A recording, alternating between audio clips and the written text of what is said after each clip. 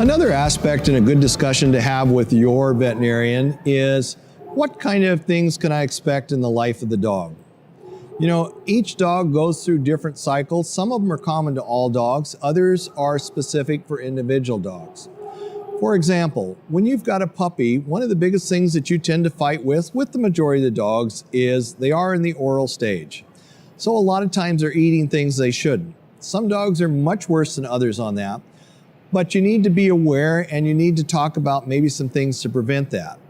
Now, a lot of things they eat probably aren't a big deal, but what we find those dogs that eat a lot eventually eat something they shouldn't. I've seen dogs stopped up with a lot of stuffings from toys, the actual toys, paper towels, sticks. There's a whole gambit of things that we end up taking out of intestinal tracts that get stuck. So we need to make sure that we're very cautious and not let them get into things. Now that's a puppy problem. As we get through the middle ages, we tend to see more things like allergies. We may have some ear problems and some kind of routine maintenance type things. Some dogs are even prone to anal gland problems. There again, that would be a little more breed specific. Not every dog has all those problems. As they get older, we see very commonly that certain breeds of dogs have certain problems. Like, for example, I raise boxers. Most boxers, if they live long enough, are going to have a heart problem or they're going to be prone to cancers. And interesting enough, a lot of times it's the same cancer we see in almost all boxers. So it's important that you know that. You know, life expectancy of a boxer a lot of times is 8 to 10 years of age.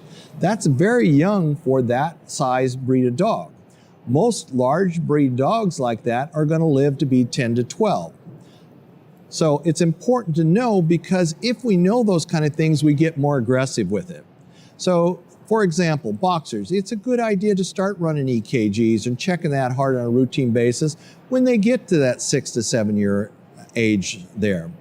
Golden retrievers, very prone to splenic cancers, as well as Labrador retrievers. So a lot of times I recommend we ultrasound spleens on those dogs, because if we can catch those tumors early, a lot of times we can easily remove the spleen and we can give the dog their full life. One aspect of that we miss a lot of times because we don't put any credence is arthritis in a lot of our older dogs. We do not put that big an emphasis on it because we said, just arthritis, you're just getting old. The reality is, on the larger dogs, the number one reason I'm going to put most of those dogs to sleep is back and hip problems. So in my opinion, that's something we need to take care of. And there's so many things that we can do at this point in our careers. Is we can take care of things dietarily. There's a lot of supplements out there. There's chiropractic medicine. There's laser therapy. There's a lot of supplements. There's just so much we can do that really should not be as big an issue as long as we're working on it constantly. I believe in some of the improvements we have, we should see as much as 3 to 4 years longer longevity in some of our dogs for the next generation than we're seeing presently. And that's because we made that much advance in it and we're catching it at a much earlier age. But the secret is you got to work on it. You got to know that it's a problem and start addressing it early on. Because once the damage is done, then we're always playing catch up. So know your breed of dogs, know the things that it's prone to so that you can work ahead and be proactive versus reactive.